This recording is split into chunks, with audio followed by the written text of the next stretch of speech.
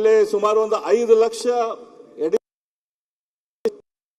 ಇವತ್ತು ನಾವು ಕೃಷ್ಣಯ್ಯ ಪ್ರಾಜೆಕ್ಟ್ ನಾವು ಕಂಪ್ಲೀಟ್ ಮಾಡಿದ್ವಿ ಅಂದ್ರೆ, ಆಲಮಟ್ಟಿ ಪ್ರಾಜೆಕ್ಟ್ ಕಂಪ್ಲೀಟ್ ಮಾಡಿದ್ವಿ ಅಂದ್ರೆ, ಅದನ್ನ ಮಾಡಿದ್ವಿ ಅಂದ್ರೆ ಕನಿಷ್ಠ ಈ 5 ಲಕ್ಷ ಕನಿಷ್ಠ ಒಂದು 5,000 ಕೋಟಿ ರೂಪಾಯಿ ವರ್ಷ ನಮ್ಮ ರೈತರಿಗೆ ಅಡಿಷನಲ್ ಉತ್ಪನ್ನ ಆಗುತ್ತೆ ಮಾನ್ಯ ಅಧ್ಯಕ್ಷ. ಅದು ನಮ್ಮ ರಾಜ್ಯದ ಉತ್ಪನ್ನ. ಸೊ ಹಾಗಾಗಿ ಇದೇನು ನಾವು ದುಡ್ಡು ಖರ್ಚು ಮಾಡ್ತೇವೆ ಅದು ನಮಗೆ ಮತ್ತೆ ವಾಪಸ್ ಬರ್ತೈತಿ ರಾಜ್ಯದ ಜನರಿಗೆ ಮತ್ತು ರಾಜ್ಯಕ್ಕೆ. ಹಾಗಾಗಿ ನಾನು ಇವತ್ತು ನೀವೇನು ಪ್ರಾಮಿಸ್ ಮಾಡಿರಿ ಅದ್ರ ಪ್ರಕಾರ ಕೃಷ್ಣಗೆ ಕನಿಷ್ಠ 40,000 ಕೋಟಿ ರೂಪಾಯಿ ತೆಗೆದಿಡುವಂತ ಕೆಲಸ ಮಾಡ್ರಿ. ಯಾಕಂದ್ರೆ 2 ನಮ್ಮ ಬಜೆಟ್ 1,60,000 ಕೋಟಿ ಇದ್ದಾಗ 10,000 ಕೋಟಿ ಹೇಳಿದ್ರಿ. ಇವತ್ತಿನ ಬಜೆಟಿನ ನಮ್ಮ ಸೈಜ್ ಪ್ರಕಾರ ನಾವು ರೇಷನ್ನ ಕ್ಯಾಲ್ಕುಲೇಟ್ ಮಾಡಿದ್ರೆ 1,02,742 ಕೋಟಿ ಇಡಬೇಕು ನೀವು. ಆಕ್ಚುಲಿ ನಾವು ಎಲ್ಲ ಇನ್ಫ್ಲೇಷನ್ ಅದು ಅವಾಗ 1,02,000 ಇತ್ತು, 1,60,000 ಅಲ್ಲ, ಇವತ್ತು 4,44,000 ಕೋಟಿ ಆಗಿತ್ತು. ಹಂಗಾಗಿ ಅದ್ರ ರೇಷು ಪ್ರಕಾರ ಇವತ್ತು ಸುಮಾರು 44,000 ಕೋಟಿ ನೀವು ಇಡಬೇಕಾಗ್ತೈತಿ. ನೀವು 44,000 ಕೋಟಿ ಇದಕ್ಕೆ ಕೃಷ್ಣಗೆ ತೆಗೆದಿಡ್ರಿ ಅಂತ ಹೇಳಿ ನಾನು ಒತ್ತಾಯ ಮಾಡ್ತೇನೆ. ಅದೇ ರೀತಿ ನಮ್ಮ DK ಶಿವಕುಮಾರ್ ಅವರು ಮೇಕೆದಾಟುನ ಒಂದು ದೊಡ್ಡ ಹೋರಾಟವನ್ನು ಮಾಡಿದರು. ಈಗ ಕಳೆದ 3 ವರ್ಷದಲ್ಲಿ ಮೇಕೆದಾಟಿಗೆ ಏನು ಮಾಡಿರಂತಂದ್ರೆ ಒಂದು ಕೆಲಸ ಅಲ್ಲೇ ಏನೂ ಆಗಿಲ್ಲ. ಇನ್ನೂ ಅದ್ರದ್ದು ಲೀಗಲ್ ಇಶ್ಯೂ ಅದನ್ನ ಹೇಳ್ಕೊಂತ ಕೂಡ್ತಾರೆ ಹೊರತು ಅದನ್ನ ಬಿಟ್ಟರೆ ಮುಂದೆ ಏನು ಡೆವಲಪ್ಮೆಂಟ್ ಬಗ್ಗೆ ಕೆಲಸ ಮಾಡಿಲ್ಲ. ತುಂಗಭದ್ರದಲ್ಲಿ ಬ್ಯಾಲೆನ್ಸ್ ರಿಸರ್ವೇಯರ್ ಮಾಡುವಂತ ಅದ್ರ ಬಗ್ಗೆ ಬ್ಯಾಲೆನ್ಸ್ ರಿಸರ್ವೇಯರ್ ಮಾಡುವಂತದ್ದು. ಹಾಗಾಗಿ ಈ ರೈತರ ಬಗ್ಗೆ ಯಾವುದೇ ರೀತಿಯ ಕರುಣೆ ಅಥವಾ ರೈತರ ಧ್ವನಿಗೆ ಬೆಂಬಲ ಆಗುವಂತ ಯಾವುದೋ ಒಂದು ಮಾನ್ಯ ಮುಖ್ಯಮಂತ್ರಿಗಳು ಮಾಡಿಲ್ಲ. ಕೆಲವು ದಿನದಿಂದ ಒಂದು ಪೇಪರ್ದಲ್ಲಿ ಒಂದು ಅಂಕಿ ಸಂಖ್ಯೆ ಬಂದಿತ್ತು. ನಮ್ಮ ಮಿತ್ರರಾದ ಪ್ರಿಯಾಂಕಾ ಖರ್ಗೆ ಅವ್ರಿಗೆ ಇದು ಇಂಟ್ರೆಸ್ಟಿಂಗ್ ಫಿಗರ್, ಯಾಕಂದ್ರೆ ಅವ್ರಿಗೂ ಕೂಡ ಇದ್ರ ಬಗ್ಗೆ ಕಾಳಜಿ ಐತಿ ಅಂತ ಹೇಳಿ ನನಗೆ ಗೊತ್ತೈತಿ.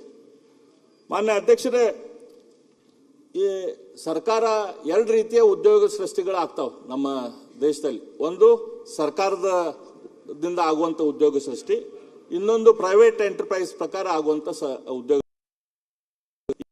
ಎಂಟರ್ಪ್ರೈಸ್ದಲ್ಲಿ ಎಷ್ಟು ಉದ್ಯೋಗ ಸೃಷ್ಟಿಗಳಾಗ್ತಾವು ಏನು ಅಂತ ಹೇಳಿ ಅದಕ್ಕೊಂದು ದೊಡ್ಡ ಮಾನದಂಡ ಅಂತಂದ್ರೆ ನಮ್ಮ EPF ಅಕೌಂಟ್. EPF ಅಕೌಂಟ್ಗಳು ಎಷ್ಟು ಎಲ್ಲಿ ಇದಾವ ಅಂತ ಹೇಳಿ ಒಂದು ನಾನು ಅಂಕಿ ಸಂಖ್ಯೆ ತಮ್ಮ ಮುಂದೆ ಇಡಕ್ಕೆ ಇಚ್ಛೆ ಪಡ್ತೀನಿ.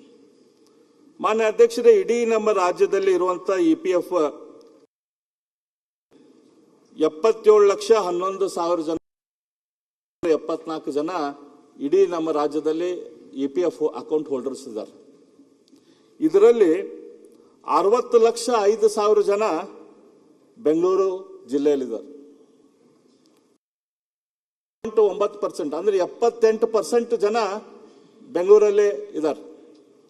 ಬೆಂಗಳೂರಿನ ಸುತ್ತಮುತ್ತಲಿನ ಜಿಲ್ಲೆಗಳನ್ನ ನಾವು ಹಿಡ್ಕೊಂಡೇವೆ ಅಂತಂದ್ರೆ ರಾಮನಗರ, ತುಮಕೂರು ಮತ್ತು ಅವೆಲ್ಲ ಕೂಡಿ ಇದು ಸುಮಾರು 85% ಆಗ್ತೈತಿ. ರಾಜ್ಯದಲ್ಲಿರುವಂತ ಉದ್ಯೋಗಗಳು ಏನದಾವಲ್ಲ ಎಲ್ಲ ಸುತ್ತಮುತ್ತಲನ್ನ ಆಗತೈತಿ. 85% ಉದ್ಯೋಗಗಳು ಕೇವಲ ಬೆಂಗಳೂರಲ್ಲಿ ಆಗ್ತಾ ಇದಾವೆ. ಇದಕ್ಕೆ ಪೂರಕವಾಗಿನ ನಮ್ಮ ಮುಖ್ಯಮಂತ್ರಿಗಳು ಒಂದು ನಂಜುಂಡಪ್ಪ ವರದಿ ಹಿಂದೇನು ಬಂದಿತ್ತು, ಆ ನಂಜುಂಡಪ್ಪ ವರದಿಗೆ ಪೂರಕವಾಗಿ ಇನ್ನೊಂದು ವರದಿಯನ್ನು ಕೊಡ್ಲಿ ಅಂತ ನೇಮಕವನ್ನು ಮಾಡಿದ್ರು. ಗೋವಿಂದರಾವ್ ವರದಿ ರಿಪೋರ್ಟ್ ಮೊನ್ನೆ ಸದನದಲ್ಲಿ ಸಬ್ಮಿಟ್ ಕೂಡ ಆಯ್ತು. ಅದರ ಪ್ರಕಾರ ಹಿಂದೆ ನಮ್ಮ ನಂಜುಂಡಪ್ಪನವರು ಇದ್ದಾಗ ಅವರು ಆ ಸಮಯದಲ್ಲಿ 175 ತಾಲೂಕುಗಳು ನಮ್ಮ ಇಡೀ ರಾಜ್ಯದಲ್ಲಿದ್ದು. ಅದ್ರಾಗ ಅತಿ ಹಿಂದುಳಿದ ತಾಲೂಕುಗಳು 39 ಇದ್ದು, ಹೆಚ್ಚು ಹಿಂದುಳಿದವ್ರು 40 ಇದ್ದು, ಹಿಂದುಳಿದವು 35 ಇದ್ದು. ಇವೆಲ್ಲ ಹೆಚ್ಚು ಇವೆಲ್ಲ ಕಲ್ಯಾಣ ಕರ್ನಾಟಕ ಮತ್ತು ಉತ್ತರ ಕರ್ನಾಟಕದಲ್ಲಿದ್ದು. ಆ ಸಮಯದಲ್ಲಿ ಟೋಟಲ್ ನಮ್ಮ ರಾಜ್ಯದಲ್ಲಿ ಹಿಂದುಳಿದ ಭಾಗಗಳು 65% ಇದ್ದು. ಇವತ್ತು ಗೋವಿಂದರಾವ್ ಅವರ ವರದಿ ಪ್ರಕಾರ ಅತಿ ಹಿಂದುಳಿದ ತಾಲೂಕುಗಳು 59, ಅದಕ್ಕಿಂತ ಸ್ವಲ್ಪ ಮುಂದುವರೆದ ಹೆಚ್ಚು ಹಿಂದುಳಿದ ತಾಲೂಕುಗಳು 59, ಹಿಂದುಳಿದ ತಾಲೂಕುಗಳು 59. ಅಂದ್ರೆ ಇವೆಲ್ಲವೂ ಕೂಡ 177 ತಾಲೂಕು. ಅದು ಇವತ್ತು ರಾಜ್ಯದಲ್ಲಿ 236 ತಾಲೂಕು ಇದ್ರೆ ಹಿಂದುಳಿದವು ಅದಾವ. ಅಂದ್ರೆ 75% ತಾಲೂಕುಗಳು ಇವತ್ತು ರಾಜ್ಯದಲ್ಲಿ ಹಿಂದುಳಿದಿದಾವೆ. ಈ ಸಂಖ್ಯೆ ಮತ್ತು ನಮ್ಮ EPF ಸಂಖ್ಯೆ ಟ್ಯಾಲಿ ಆಗ್ತೈತಿ. ಯಾಕಂದ್ರೆ EPF ಪ್ರಕಾರ 83% ಅಂದಾಜು ಬೆಂಗಳೂರು ಸುತ್ತಮುತ್ತಲಿನ ಉದ್ಯೋಗ ಅವಕಾಶ ಅಷ್ಟೇ ಆಗೈತೆ. ಈ ಗೋವಿಂದರಾವ್ ರಿಪೋರ್ಟ್ ಪ್ರಕಾರ ಭಾಗಗಳು ಹಿಂದುಳಿದಿದ್ದಾವೆ. 59 ತಾಲೂಕುಗಳದಾವಲ್ಲ, ಈ 59ಕ್ಕೆ 59 ತಾಲೂಕುಗಳು ಉತ್ತರ ಕಲ್ಯಾಣ ಕರ್ನಾಟಕದಲ್ಲಿ, ಇನ್ನೊಂದು 20 ತಾಲೂಕುಗಳು ಕಿತ್ತೂರು ಕರ್ನಾಟಕದಲ್ಲಿ. ಇಲ್ಲಿ ಪೂರ್ತಿ ಡೆವಲಪ್ಮೆಂಟ್ದಲ್ಲಿ ಡಿಸ್ಪ್ಯಾರಿಟಿ ಇದೆ. ಆ ಡಿಸ್ಪ್ಯಾರಿಟಿಯನ್ನು ಕಡಿಮೆ ಮಾಡುವಂತ ಪ್ರಯತ್ನ ಮಾಡಬೇಕಲ್ಲ. ಇವತ್ತು ನಂಜುಂಡಪ್ಪ ವರದಿ ಪ್ರಕಾರ ದುಡ್ಡು ಕೊಟ್ಟಿದ್ದೇವೆ ಅಂತ ಹೇಳ್ತಾರೆ. ನಾನು ಬೆಳಗಾಂ ಅಧಿವೇಶನದಲ್ಲಿ ಕೂಡ ಹೇಳಿದೆ, ನಾನು ಒಂದು ಅಂಕಿ ಸಂಖ್ಯೆ ಸ್ಟಡಿ ಮಾಡಿದೆ.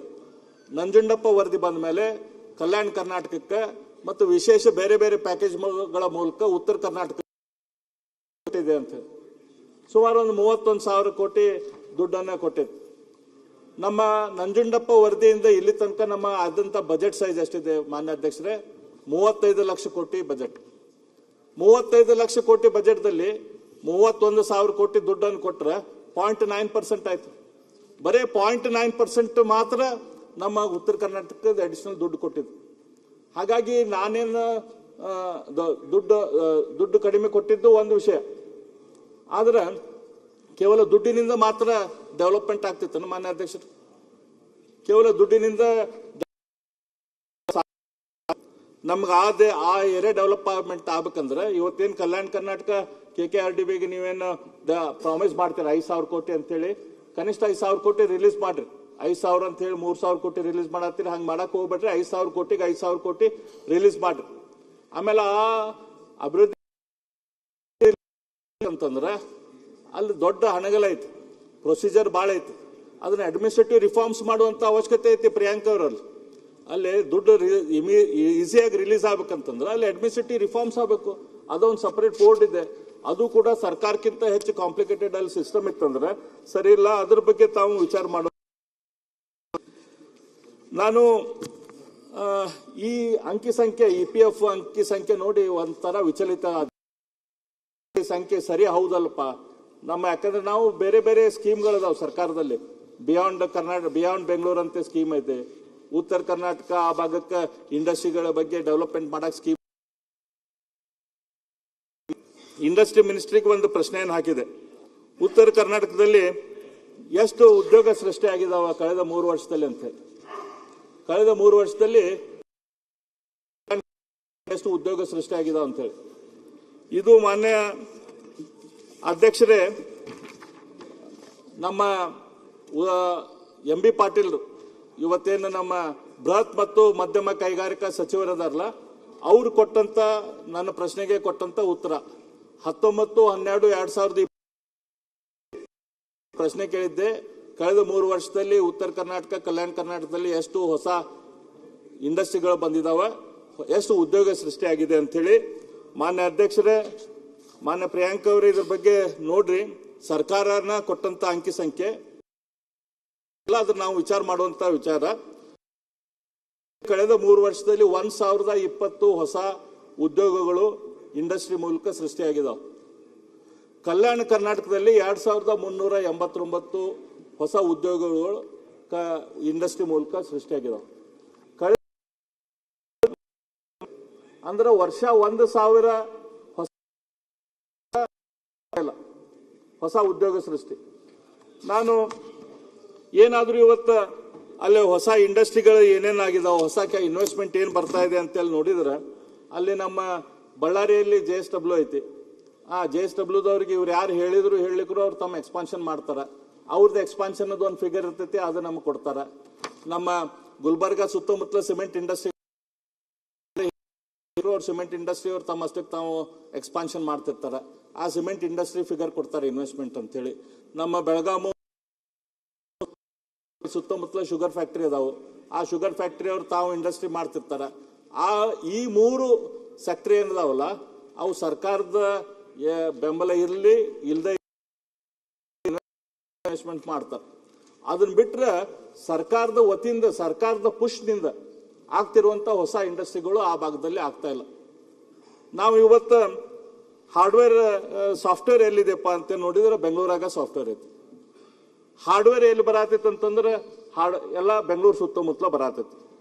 ಏರೋಸ್ಪೇಸ್ ಪಾರ್ಕ್ ಎಲ್ಲಿ ಅನೌನ್ಸ್ ಮಾಡಿದಾರೆ ಬಜೆಟ್ದಾಗ? ಮೈಸೂರಾಗ ಮಾಡಿದ್ದಾರೆ. ಹೆಲಿಕಾಪ್ಟರ್ ಫ್ಯಾಕ್ಟ್ರಿ ಎಲ್ಲಿ ಬರತೈತಿ? ಕೋಲಾರದಾಗ ಬರತೈತಿ. ತುಮಕೂರಾಗ ಸೆಮಿ ಕಂಡಕ್ಟರ್ ಫ್ಯಾಕ್ಟ್ರಿ ಕ್ಲಸ್ಟರ್ ಎಲ್ಲಿ ಮಾಡ್ತೇವೆ ಅಂತಂದ್ರೆ ಅದು ಕೂಡ KGF ಹತ್ರನ ಮಾಡ್ತೇವೆ ಅಂತ ಹೇಳಿದ್ರು. ಟೆಕ್ಸ್ಟೈಲ್ ಇದು ಎಲ್ಲಿ ಮಾಡತ್ತೈತಿ? ಅದನ್ನ ತುಮಕೂರು ಹತ್ರ ಮಾಡತ್ತೈತಿ. IT-BT ಬೆಂಗಳೂರಾಗ, ಹೊಸ ಸೆಮಿ ಕಂಡಕ್ಟರ್ ಫ್ಯಾಬ್ ಎಲ್ಲಿ ಮಾಡ್ಬೇಕಂತ ಮಾಡಿದ್ರೆ ಅದು ಮೈಸೂರು ಹತ್ರ ಒಯ್ತೇವೆ ಅಂತ ಹೇಳಿ. ಈ ರೀತಿ ಏನ ನಾವು ನೋಡಿದ್ರು ಕೂಡ ಬೆಂಗಳೂರು ಬೆಳೀಲಿ, ಬೆಂಗಳೂರು ನಮ್ಮ ಕ್ಯಾಪಿಟಲ್, ನಮ್ಮ ರಾಜ್ಯ. ಈ ಬಿಯಾಂಡ್ ಬೆಂಗಳೂರು ಹೋಗ್ಬೇಕಂತಂದ್ರೆ ಇದಕ್ಕೆ ಬಹಳ ದೊಡ್ಡ ಪುಷ್ ಅವಶ್ಯಕತೆ ಇದೆ. ಇದು ನಾನು ಈಗಿನ ಸರ್ಕಾರ ಮಾತ್ರ ಬ್ಲೇಮ್ ಮಾಡ್ತಾ ಇಲ್ಲ. ಇಲ್ಲಿ ತನಕನೂ ಬೇರೆ ಬೇರೆ ಸರ್ಕಾರಗಳು ಮಾಡಿದ್ದ ಪ್ರಯತ್ನ ಸಾಕಾಗ್ತಾ ಇಲ್ಲ. ಇದಕ್ಕೆ ಬಹಳ ದೊಡ್ಡ ಪ್ರಮಾಣದ ಪುಷ್ ಅವಶ್ಯಕತೆ,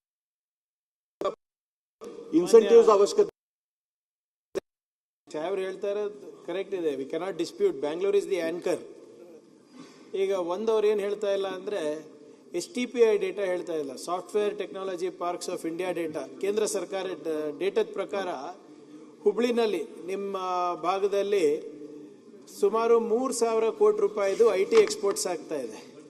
ಅದು ಹೇಳ್ತಾ ಇಲ್ಲ. ಬೆಳಗಾವಿನಲ್ಲಿ 2,500 ಕೋಟಿ ರೂಪಾಯಿ ಆಗ್ತಾ ಇದೆ. ಮೈಸೂರಿಂದ ಸುಮಾರು 3,500 ಕೋಟಿ ರೂಪಾಯಿ ಆಗ್ತಾ ಇದೆ.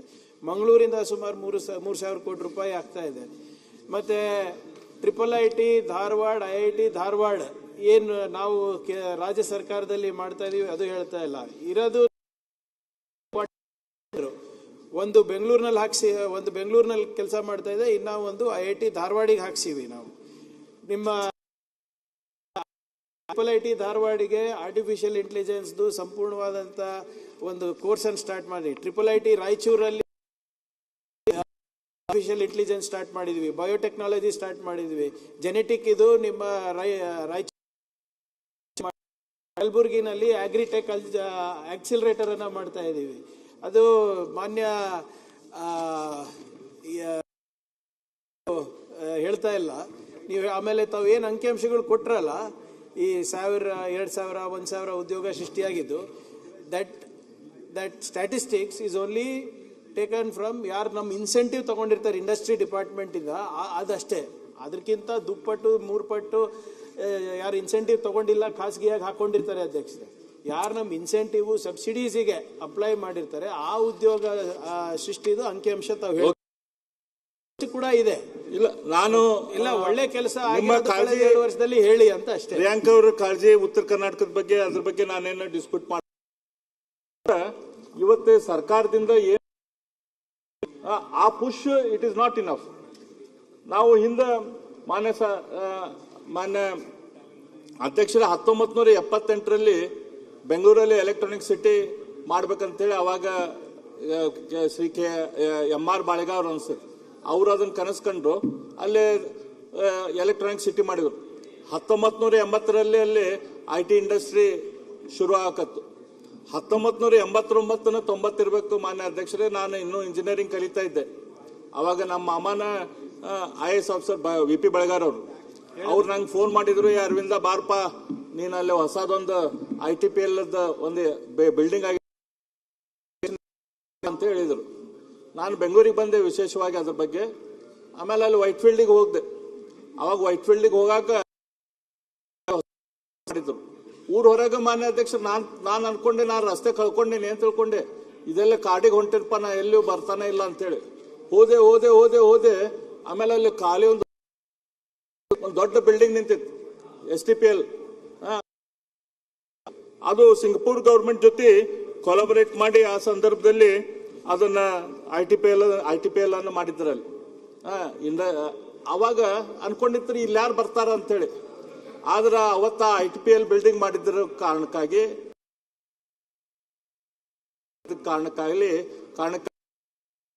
ಬೆಂಗಳೂರಿಂದ ಹಿಡ್ಕೊಂಡು ಪೂರ್ವ ಬೆಂಗಳೂರು ತನಕ ಆ ಭಾಗ ಪೂರ್ತಿ ಇವತ್ತು IT ಪಾರ್ಕ್ ಆಗಿ ಡೆವಲಪ್ಮೆಂಟ್ ಆಯ್ತು. ನಮ್ಮ ಉತ್ತರ ಕರ್ನಾಟಕದಲ್ಲಿ, ಬೆಳಗಾಂದಲ್ಲಿ, ಹುಬ್ಬಳ್ಳಿ ಧಾರವಾಡದಲ್ಲಿ ಇನ್ಫ್ರಾಸ್ಟ್ರಕ್ಚರ್ ಸರ್ಕಾರದಿಂದ ಮೊದಲು ಮಾಡುವಂತದ್ದು ಅವಶ್ಯಕತೆ ಇತ್ತು. ಕೂಡ ದುಡ್ಡನ್ನು ಇಟ್ಟಿಲ್ಲ. ಅಂದ್ರೆ ಇದನ್ನ ಏನು ಸುಮ್ಮ ಜನರ ಯುವಕರಿಗೆ ಯುವಕರು ರೋಷಿಗೆದ್ದಿದ್ದಾರೆ.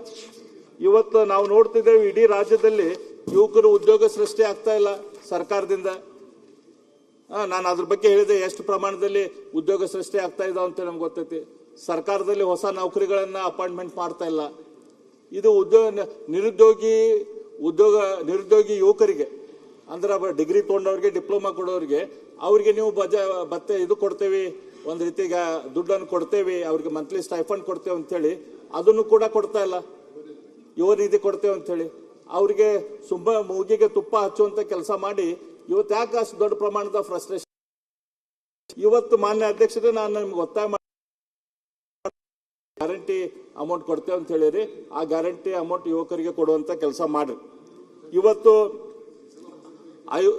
ಬಜೆಟ್ದಾಗ ಇಟ್ಟಿಲ್ಲ, ಬಜೆಟ್ದಾಗ ದುಡ್ಡ ಇಟ್ಟಿಲ್ಲ. ಅದ್ರ ಬಗ್ಗೆ 50 ಜನ ಅದರ ರಾಜ್ಯದಲ್ಲಿ, 91 ಜನ ರಾಜ್ಯ ದರ್ಜೆ ಸ್ಥಾನಮಾನ ಕೊಟ್ಟಿರಿ. ಇವ್ರಿಗೆಲ್ಲ ಖರ್ಚು ಮಾಡಕ್ಕೆ ದುಡ್ಡು ಐತಿ ಸರ್ಕಾರದಾಗ, ಯುವ ನಿಧಿಗೆ ದುಡ್ಡು ಹಾಕಿಲ್ಲ. ಮಾನ್ಯ ಅಧ್ಯಕ್ಷರ, ನಮ್ಮ ಮುಖ್ಯಮಂತ್ರಿಗಳಿಗೆ ಬಗ್ಗೆ ವಚನಗಳ ಬಗ್ಗೆ ಬಹಳ ಇಂಟ್ರೆಸ್ಟ್. ಅವ್ರ ಬಜೆಟ್ದಲ್ಲಿ ಪ್ರತಿ ಸರ್ತಿ ಕಾವ್ಯ ವಚನಗಳು ಇರ್ತಾವ. ಹಂಗಾಗಿ ನಾನು ಕೂಡ ನೋಡ್ತಾ ಇದ್ದೆ ಯಾವ್ದಾರ ಒಂದು ಇದಕ್ಕೆ ಸೂಕ್ತ ಆಗುವಂತ ಕಾವ್ಯ ಸಿಗ್ತೈತನ ಅಂತೇಳಿ. ಇದರಲ್ಲಿ ಊರಿಲ್ಲದ ಊರಿಗೆ ಒಬ್ಬನೇ ಮುಖಂಡನಂತೆ, ಹಣವಿಲ್ಲದ ಬಜೆಟ್ಟಿಗೆ ನೂರಾರು ಭರವಸೆಗಳಂತೆ, ಅಭಿವೃದ್ಧಿಯ ಹಾದಿ ತಪ್ಪಿದ ಈ ಆಯವ್ಯಯ ಕೂಡಲ ಸಂಗಮ ದೇವ ಅಂತ ಬರೆದು ಕೊಟ್ಟ ಈ ಹಾಡು. ಇವತ್ತು ಸರ್ಕಾರದ ಪರಿಸ್ಥಿತಿ ಐತಂದ್ರೆ, ಸರ್ಕಾರದ ಇವತ್ತು ಪರಿಸ್ಥಿತಿ ಏನೈತಂದ್ರ, ಊರಿಲ್ಲ ಕೇಳಿಸ್ಕೋರಿ. ಕನ್ನಡದ ಬಗ್ಗೆ ಪ್ರೀತಿ ಇದ್ದವರು ಇಲ್ಲ, ಕೇಳಿಸ್ಕೊಳಕ್ ಅಷ್ಟೇ, ಮಾತಾಡಕ್ ಹೇಳಿಲ್ಲ. ಮಾತಾಡಕ್ ಹೇಳಿಲ್ಲ. ನನ್ನ ಫ್ರೆಂಡ್ ಕೃಷ್ಣ ಅದಾರ, ನಿಮ್ ಕುಡಿಸ್ತಾರ, ಅವ್ರು ಕಂಟ್ರೋಲ್ ಮಾಡ್ತಾರೆ. ನಮ್ ಊರಿಲ್ಲದ ಊರಿಗೆ ಒಬ್ಬನೇ ಮುಖಂಡನಂತೆ, ಹಣವಿಲ್ಲದ ಬಜೆಟ್ಟಿಗೆ ನೂರಾರು ಭರವಸೆಗಳಂತೆ, ಅಭಿವೃದ್ಧಿಯ ಹಾದಿ ತಪ್ಪಿದ ಈ ಆಯವ್ಯಯ ಮೊಸರಿನಲ್ಲಿ ಕಲ್ಲು ಹುಡುಕಿದಂತಿದೆ ಕೂಡಲ ಸಂಗಮ ದೇವ. ಮೊಸರಿನಾಗ ಕಲ್ಲು ಸಿಗುದಿಲ್ಲ, ಈ ಬಜೆಟ್ದಲ್ಲಿ ಅಭಿವೃದ್ಧಿಯ ಗಂಧ ಸಿಗುದಿಲ್ಲ. ಸಂಗಮ ದೇವ ಬರ್ದಿದ್ದಕ್ಕೆ